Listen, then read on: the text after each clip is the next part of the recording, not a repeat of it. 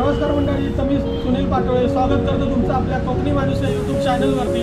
आज आलो आपण गणेश आर्ट्स कळंबोली येथे गणपती कारखान्यामध्ये। तर बघूया आपण त्यांच्या इथे कोणत्या मूर्ती आहेत, कशा प्रकारच्या आहेत, काय आहे ते आपण सगळं मी तुम्हाला सांगतो।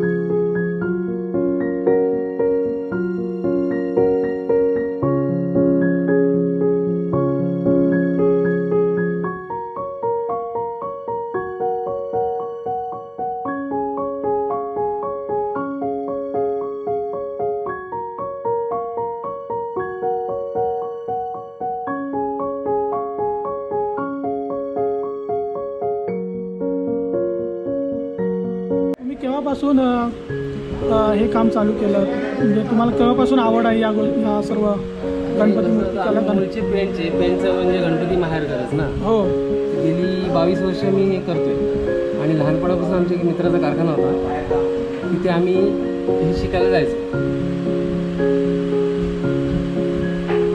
तेव्हापासून तुम्हाला आवड निर्माण झाली? इथे जवळजवळ 2000 पासून येतोय।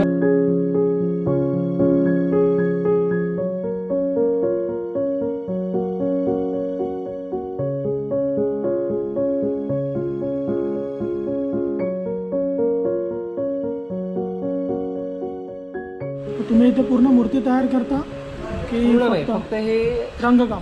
रंगकाम सुद्धा नाही, आखणी, ते डोळ्याची जी आखणी आहे त्यासाठी आपण खास आहे।